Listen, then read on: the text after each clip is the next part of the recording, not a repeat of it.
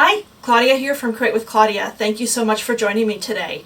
I'm so glad you're here because today is November 1st, or whenever you're watching it, but it's the final block, it's the November block for my 2020 Mystery Quilt Along. And without further ado, here it is. I'm really happy with it. It's a little bit bigger than the other ones we've done in the past, but you'll see when we measure it out and I show you how to make it. You can find all of the details for this Mystery Quilt Along on my website at www.createwithclaudia.com. It's a free quilt along, and you can join in at any time. All of the months have their own separate video. Next month we'll be putting the whole thing together, but you can see each block in progression on my channel. You can find all of the videos. I'd love it if you'd hit that subscribe button. I always love new subscribers. Thank you so much.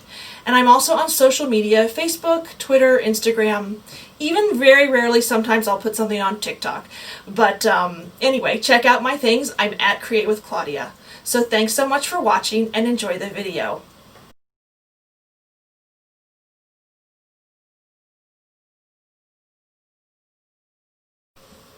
Okay, so like I said in the intro, this is our last block. I can't believe it. It's for the month of November, and this is the last block for this Mystery Quilt Along. It's been a long road, but here we are. This is the version I did for my blog with all the photographs. You can see it's nice, bright, summery colors. And then, of course, as always, as I have been all year long, these are the colors that I'm going to be using today to show you how to make this block. This month we're only making one block, but it's a larger block. This one's going to measure 12.5 inches when it's finished. So if you measure from this to this, ideally it should measure 12.5 inches. We're still using that 1/4 inch seam allowance. So now let's get started figuring out what kind of fabric, how much fabric you need, excuse me. Okay, so as it has been all along, fabric A for me for this quilt along the video is this sort of gold beige color. That's my background, and in the block for this month, it's that white with the green polka dots. And this month you're going to need of that a fat eighth. So a fat eighth of the background fabric. Okay, for fabric B you need a 9-inch square of fabric, and in this case it's the red, and that equates to this green part here, the larger green part here. So for fabric C you need an 8-inch square of fabric, and fabric C equates to the pink part here of the block. Right here, that pink corner.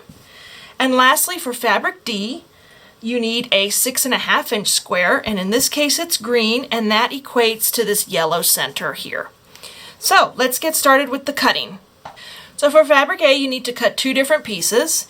You need to, cut one square, 7.25 inches square, and then you need to cut 4 squares, 3.5 inches square. So 4 of 3.5 inches and 1 at 7.25 inches. For fabric B, you need 4 squares cut 4.25 inches.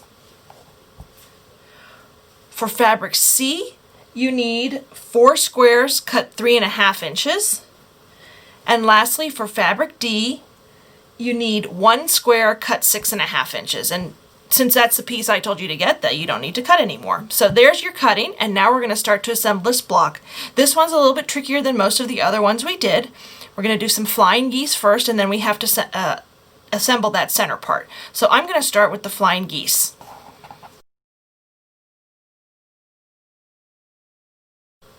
Okay, so let me show you on the block really quickly. This is the section right here, this sort of square. Hope you, it's hard to see. That's the flying geese that we're going to be making right now.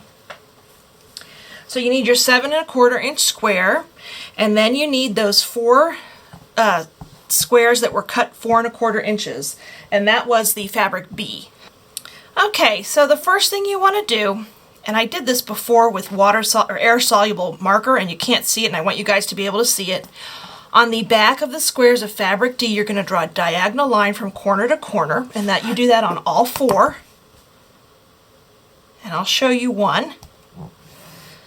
And I'm going to make this darker. I normally wouldn't make it that dark, but this way you can see it. There's my line. You're going to sew a 1/4 inch down each side once we get to the next step. But I'm going to go ahead and do that on the other 3 blocks that are 4.25 inches, that fabric fabric B, as in boy, okay? Okay, so the lines are drawn on the back of that, and then you're going to take that 7.25 inch square of background fabric, fabric A, And the first step to making the flying geese, and I'm going to be honest here, flying geese are my pretty much least favorite quilt unit to make. I like them, they look really nice, and you need them, they're almost essential skill to learn, but for some reason they just always, I just never quite get them right. Some days are better than others. Let's fingers crossed that this day will be a better day. But I make them this way. I make them 4 at a time. It's almost like magic. So the first thing you do is you're going to line up 2 squares, 1 on each corner. And there you see that line, and it continues. You're going to sew a 1/4 inch down each side. So I'm going to do that, and I will be right back.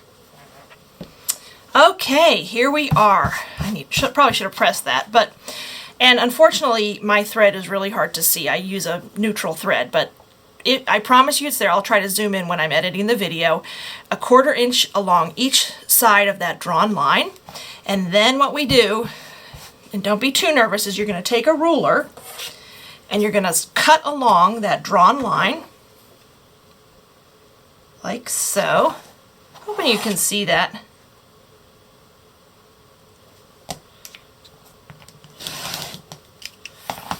There you go. So now here's the start of my flying geese. So they almost look like rocket ships to me. So I'm going to press these open, and then I'm going to add the next square of fabric B to it. Okay, so these are pressed open like so, and now we're going to finish these off. So you're going to take one of the other squares that you still have left, and this time you're going to put it in this corner like so. And like we did before, now we're only putting 1 square here. We're going to sew a 1/4 inch down that line on each side, and we're going to do that with both of these. And again, I call them rocket chips. They always look like rocket chips to me. So we're just going to line that up, and I'm going to go ahead and sew, and I'll be right back. All right, here they are. I'm just going to clip them apart. And I'd go back and trim off all those little threads. So here we are. Again, it's hard to see, but there's the line I drew, and I sewed down, excuse me, I can't talk today, sewed down each side a 1/4 inch seam allowance. And now, once again, I'm going to cut along that line I drew.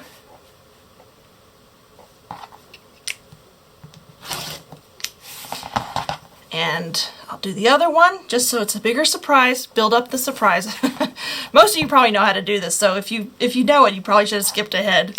But if you don't know, this is the flying geese. So, ta-da, you flip that open, and there's your flying geese unit. This is probably a little bit big. I like to make mine a little bit bigger only because I personally have so many problems with making flying geese that this way I'm going to trim it down, so that does need to be trimmed down. But first I'm going to press these all open, and then I'll show you how to trim one down. Alright, so here's one of the flying geese pressed and ready to trim down. You want to trim all of these units, all 4 of these. Here are the other 3. You're going to trim all 4 of them down to 6.5 by 3.5. And I will show you how to do one of those. You're going to need a longer ruler for this. And you want this, because you're using that 1/4, I'm going to use a pencil here. You want from the point here out to here, you want that little seam allowance there to be at least a 1/4 inch. So that's sort of where my starting point is. So I find my 1/4 inch on my ruler, and it's actually pretty even, I'm surprised, along this edge. So then what I'm going to do is cut, sort of even out my cut there. I'm probably a little bit short. Let's see, and then so make sure that's pretty long. We'll trim all that up, no worries. And you're going to take your cutter, trim that off. You can see I have a lot of extra fabric there. So there's your starting cut.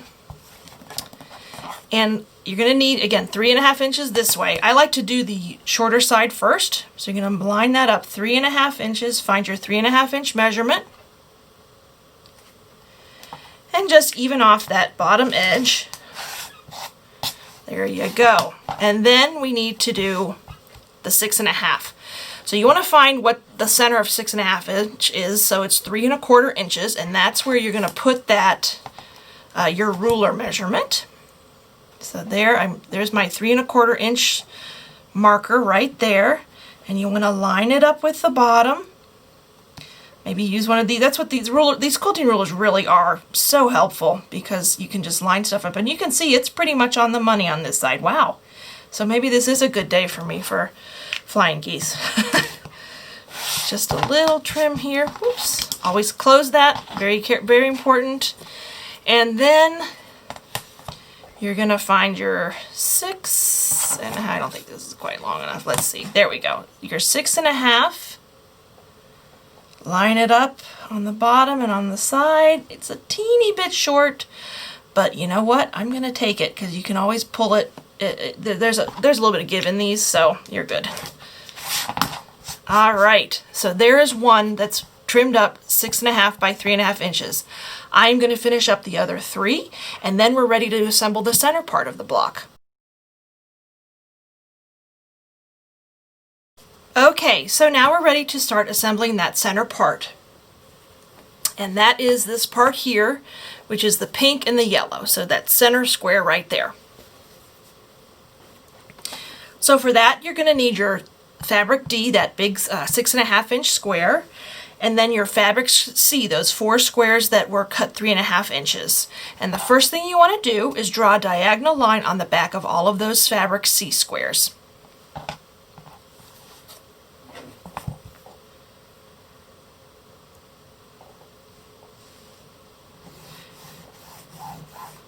Now, unfortunately, this fabric is dark, so it's hard to see, but hopefully you can see it. I tried to make it really dark with my pencil. That's the diagonal line. You're going to do that on all 4 of them, and then we're going to start sewing it. Okay, so the lines have been drawn on those 4 squares, and we're going to use 2 to begin with. Now, to make this block, you're going to put one of those squares in the corner, line it up with the edges, and this time, unlike with the flying geese where the diagonal line, that line point here matched up with the corner, it does not do that. This goes to the center of your block, or of your square, your background square. And then what you're going to do is you're going to sew on this line. However, you don't want to sew right on the line. You just want to sew a hair outside of it, so closer to the outside of the square. That's going to give you a little bit of wiggle room when you're folding this back. And you want to do that just to the outside. So you're going to sew to the outside of that line, and I will be right back. Okay, so you can see I've sewn down a hair to the outside of that line that I drew. I mean, just barely, but when I fold it back, it's nice. It'll even it out to that to the edges. And then I'm going to add one on the other side. I guess I don't need my pencil anymore. And I'm going to do it the same way. I'm going to line up on the corner like so, and then I'm going to sew just to the outside of that line. Okay, so here's what it looks like. Then the next thing you're going to do, because you want to get rid of some of this bulk, you could essentially leave this open and just fold that up, press that open like so, but you don't want to do that. You want to cut off this bulk here. So you're going to take your ruler and your rotary cutter and give yourself a 1/4 inch, just get that 1/4 inch line there, and line that up on the seam that you sewed earlier. You can save that for later, make yourself a little half square triangle. Flip it over and do the same on the other side. Oops. Set those aside, and then we're going to go to the ironing board and press those open, and then we'll add the other 2 on the other 2 corners. Okay, so here it is pressed open, and now I'm going to add the other 2 corners just like I did the first 2. And when I come back, you'll see all 4 pressed open. I'll trim them away like I did the others, and then we're going to just trim it down to make sure it's 6.5 inches square when finished. All right, so here is your center part. Some strings there I'll cut off later, and now you're just going to make sure it measures 6.5 inches. Hopefully it does, and it looks like it does. In fact, I don't think I need to trim this down at all. You'll use these points as a good points to match up your other points. If that makes sense. I don't know if that makes sense or not. I'll show you when I set the whole put the whole block together. But anyway, this is going to be your center part, the center part of the square, and then we can go back and get those flying geese you made earlier. And right now I'm just laying this out.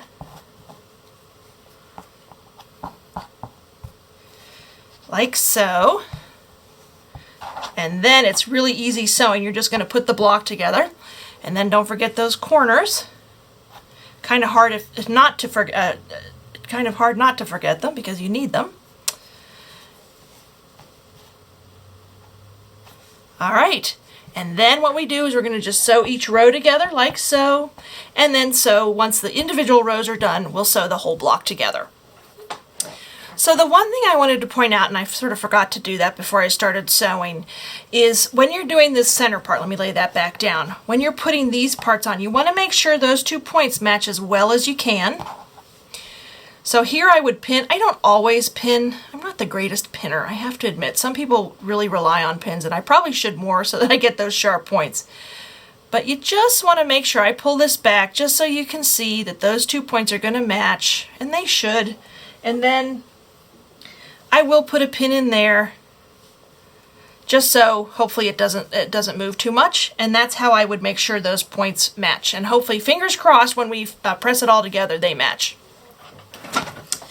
Okay, so that is done. You can see my points. I will take those. Those aren't too shabby. Pretty happy with those. So these are the rows that are done. And I will just show you, I press the top, these 2 rows, I'll press towards the outside. That helps with putting the whole block together. And this center one, I press to the inside. That way, when I put the rows together, I can nest those seams, and you get a nice seam that doesn't have as much bulk and fits together nicely. So now I'm going to take the top row. This is where I would pin. And I'm just going to pin there where those seams are so that it doesn't slip, and I get nice sharp points there too. And I will be right back when I've sewn the whole thing together. Okay, my friends, I am finished. I can't believe it. This was the last block for my November quilt along. And again, we only made one of them, and this one should measure 12.5 inches square when done. I love the way it turned out, and actually I'm pretty proud of my points here. They're actually better than the one I did for my blog post, which is here. You can see a little bit that are a little fuzzy there, those points. But hey, whatever. They all still look good, and I don't even look that closely. It's just me being critical of my own work. But this, again, was the one I did for the blog post. And here's the one I did for today. This is my Christmassy colors, and then the other one's more summery. Okay, so we're done. And here is the finished block. I'm going to hold it up for you. Here's what it turned out to look like. I really like the way it is. This is going to be part of the Mystery Quilt-along quilt that we're going to make, and we're going to finish it up next month. Let me show you again the one I did for the tutorial on my website. Here it is. You can see the summery colors. Maybe I'll try to hold them up together. It's sort of hard, they're big, but there you can see both of them. Sort of. I hope you've enjoyed making all these blocks, and I hope you're done, because next month, like I said, we put them all together. I'm really excited. This was my first quilt-along I've done so far. If you want to find all of the other months, you can find video tutorials for all of them on my channel, or you can go to my website, www.createwithclaudia.com. All of the patterns are free. This is a free quilt-along. You can join in at any time. Even 3 years from now, I'll probably have the videos up. So if you want to make a quilt, this is a good way to do it. So join me next month. And also, one thing I did forget, I am on social media at Create with Claudia, so check out all my work there. And lastly, I'd love it if you'd hit the subscribe button. Thank you so much. I love getting new subscribers. So thanks again for watching, and have a great day.